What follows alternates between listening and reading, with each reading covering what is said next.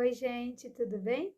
Para quem não me conhece, eu me chamo Suzana e eu faço parte da tropa de elite de Jesus. E a Sara me convidou para vir aqui invadir o Techuvá e gravar um vídeo aqui com as impressões daquilo que o Espírito Santo colocou no meu coração acerca do capítulo 12 do livro de Atos. Então vamos lá? Melhorar?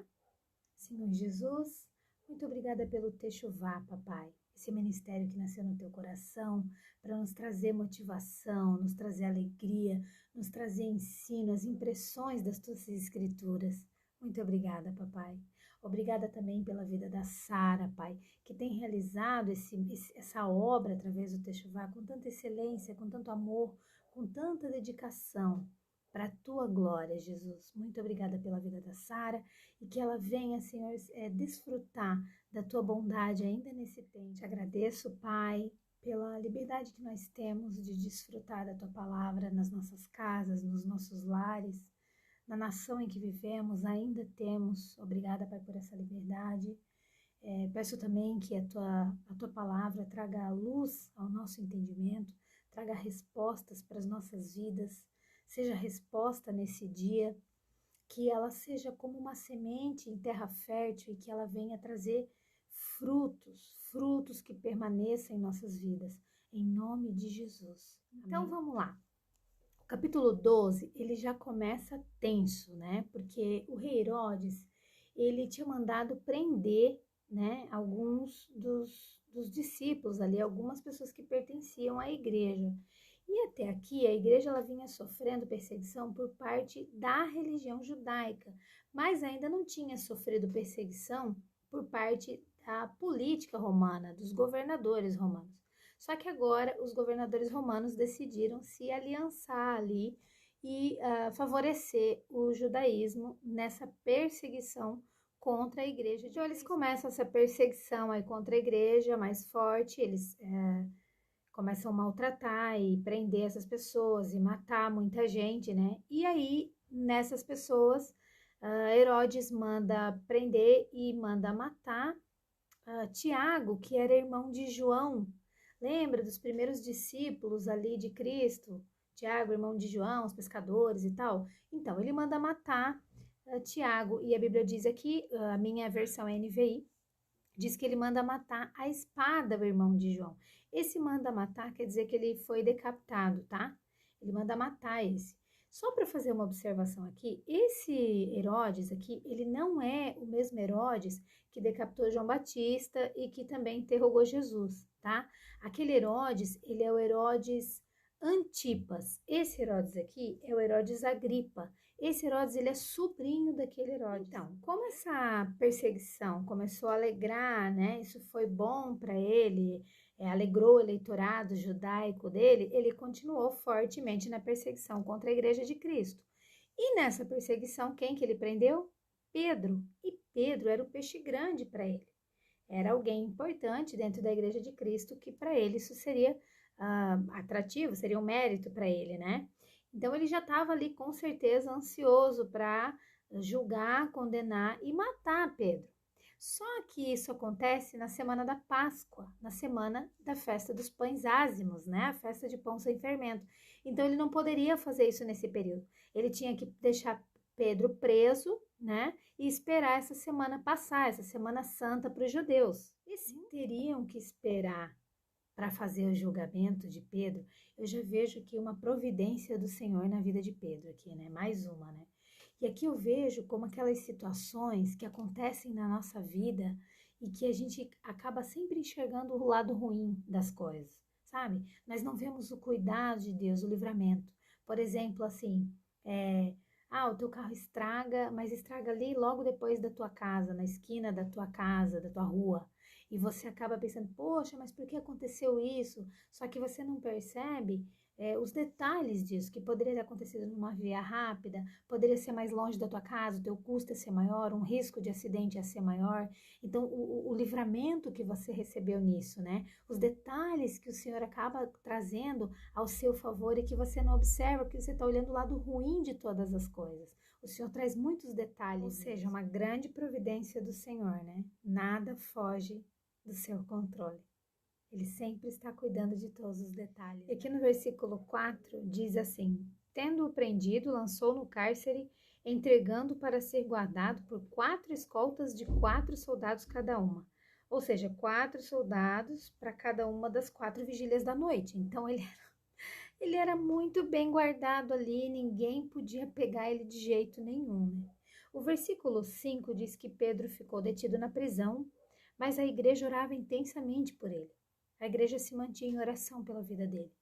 E o versículo 6 diz que na noite anterior ao dia em que Herodes iria submetê-lo a julgamento, Pedro estava dormindo entre 2 soldados, preso com 2 algemas, e sentinelas montavam guarda à entrada do cárcere. Então, olha só, Pedro foi colocado numa prisão de segurança máxima, ele foi algemado, ele foi encarcerado, ficou vigiado 24 horas, o tempo todo, com soldados nas portas, com soldado na entrada, com soldado por todos os lados. Então aqui, eu quero que você reflita algo comigo. Olha o cenário. Existia alguma chance ali de Pedro sair desse lugar, dessa prisão que ele estava ali? Existia alguma chance de Pedro sair vivo desse julgamento que estava pronto para ele no dia seguinte? Pedro está fazendo o quê mediante esse cenário, mediante essa situação de praticamente uma condenação? Pedro estava fazendo o quê nesse momento? Pedro estava dormindo. A Bíblia diz que ele estava dormindo. Pedro nos traz uma lição nesse capítulo muito poderosa, que é de crer e confiar no Senhor. Porque lá atrás, no livro de João, no capítulo 21, Jesus falou para ele que ele chegaria à velhice, que Pedro chegaria à velhice. Então, Pedro, o que ele fez? Pedro creu nessa promessa de Cristo sobre a vida dele. E ele descansou. E se você olhar o cenário, é impossível você encontrar saída? É impossível você olhar para a situação que você está vivendo e encontrar uma saída? Então, o que você tem que fazer nesse momento? Você tem que crer nas promessas de Jesus para a sua vida e confiar nisso e descansar no Senhor. Foi o que Pedro fez. Por quê? Porque o Senhor, ele prometeu, e se ele prometeu, ele é fiel para cumprir. Porque Deus, ele não é homem para que minta, e nem filho do homem para que se arrependa. Mesmo Jesus, que mudou a situação de Pedro, muda a situação da sua vida também. Amém?